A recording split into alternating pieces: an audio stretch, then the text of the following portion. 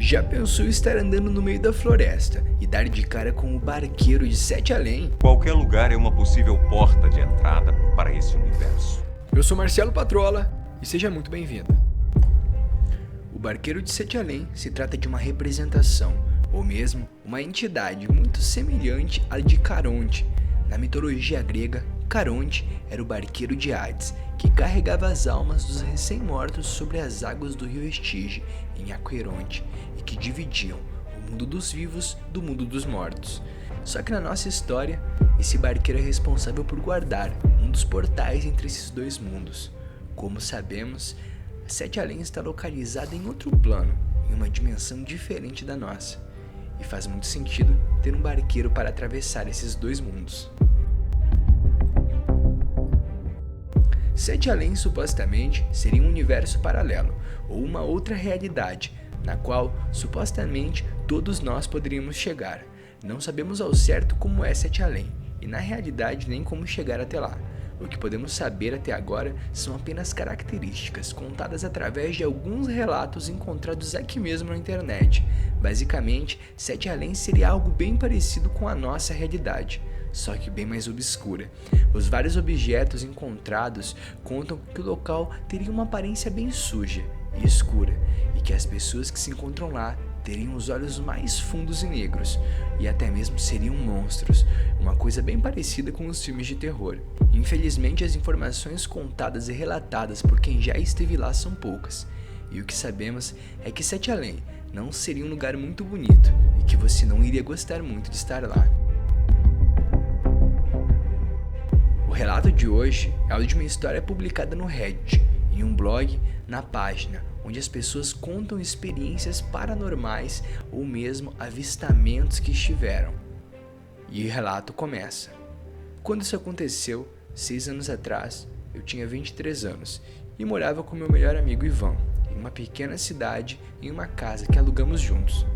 Ela ficava nos limites de uma cidade pitoresca, a muitos quilômetros da Floresta Negra.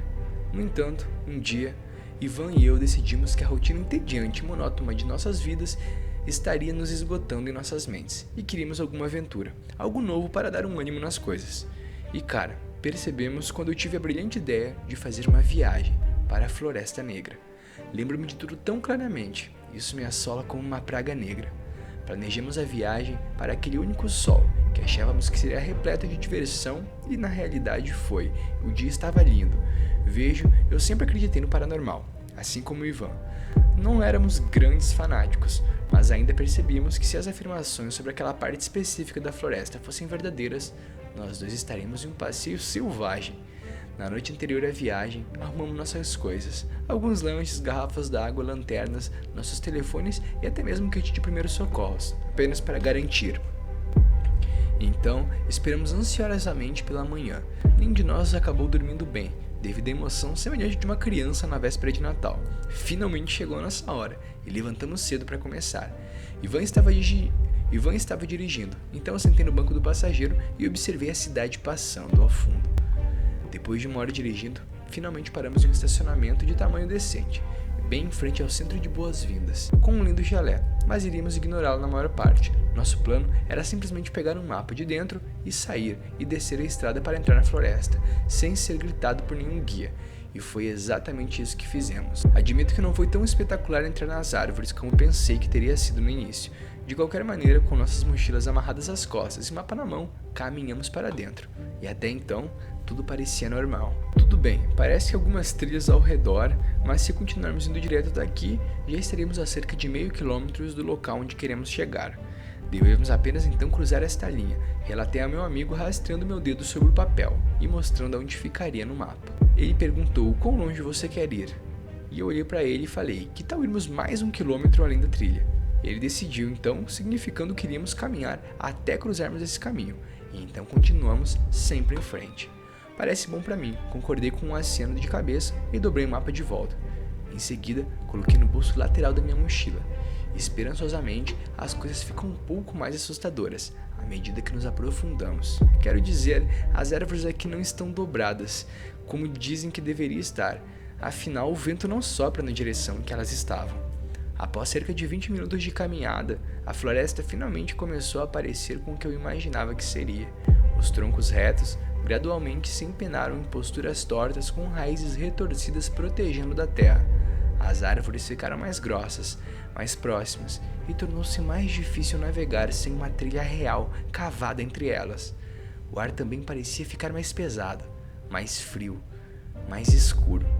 Porém, isso poderia facilmente ser contribuído para o fato de que as copas acima bloqueavam a maior parte do sol. Assim, a vibração que a terra desconhecida emitia era inquietante, o que era perfeito até então. Comentei então com meu amigo e olhei para o Ivan, cuja alegria vertiginosa havia se transformado em uma áurea mais apreensiva. Ele não estava apavorado nem nada, mas eu poderia dizer que ele estava um pouco inseguro. No entanto, eu também poderia dizer que isso estava o deixando animado ao mesmo tempo, pois estávamos os dois muito felizes de estar em um local tão fantasmagórico. Depois disso, caminhamos, quase em silêncio, apreciando a paisagem e a quietude mística da natureza. Por fim, cruzamos a trilha mencionada anteriormente, mas ninguém mais estava lá para nos encontrar. Quase no nosso limite dos quilômetros, pelo que se diz meu contador de passos, algo interessante aconteceu. Ainda assim, Ivan e eu estávamos caminhando, apenas com um eco misterioso de algumas canções de pássaros tocavam pelo ar. Foi então que eu comecei a escutar algo que eu podia jurar que era real. Eu ouvi passos adicionais atrás de nós, mas é claro que quando me virei por cima do ombro, eu não vi nada. Eu sei que havia algo ali, já que os troncos sinuosos de árvores não podiam esconder uma pessoa, sem que ela se contorcesse de forma não natural para combinar. Ivan lançou um olhar curioso. O que é? Ele perguntou, aparentemente não ouvindo passos tão óbvios para mim. Eu respondi nada, pouco inquietante agora. No entanto, não ouvi mais nenhum seguidor depois da minha olhada. Depois de alguns minutos, Ivan, em seu exame contínuo de floresta circundante, parou de repente em seu caminho.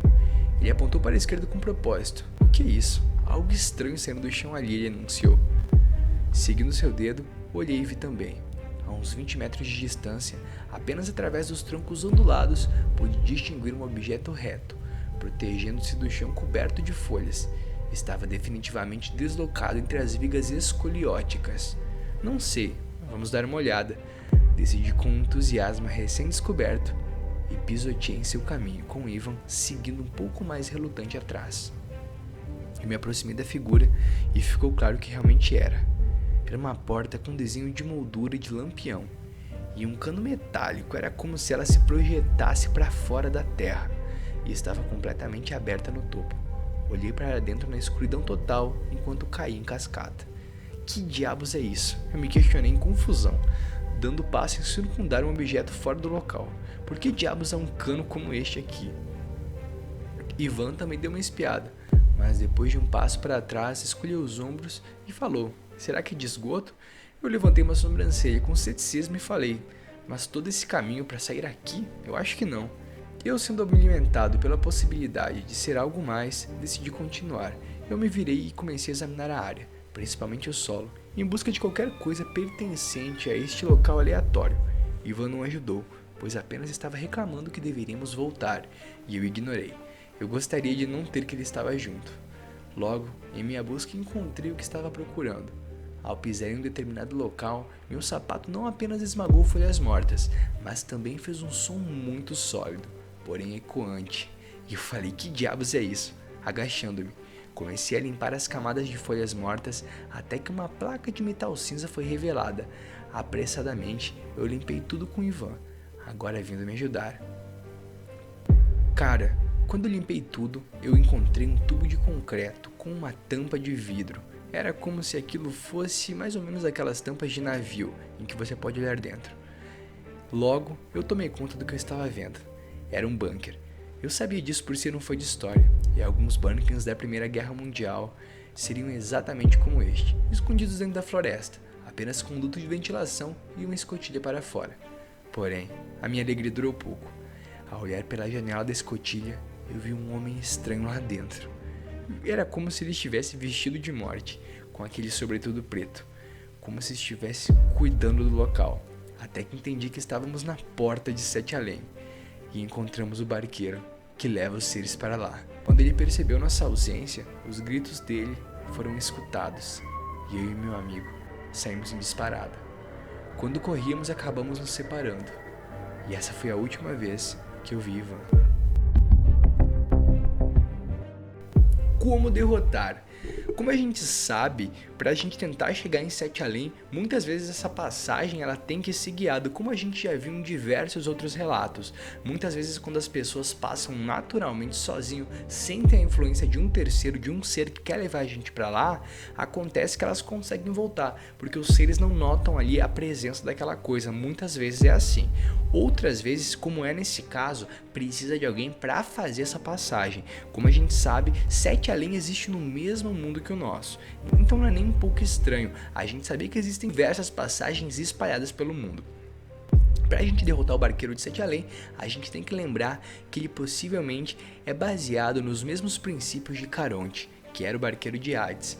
Então, quando esse barqueiro ou mesmo nos capturasse ou estivesse nos levando para Sete Além, ofereceríamos a ele ouro, prata, o que estivesse junto com a gente, pois se o princípio dele é o mesmo, o trabalho dele é levar, ele também pode nos ajudar, como Caronte ajudava quem tinha o ouro para poder fazer a travessia. Se dessemos o ouro, possivelmente ele nos deixaria voltar.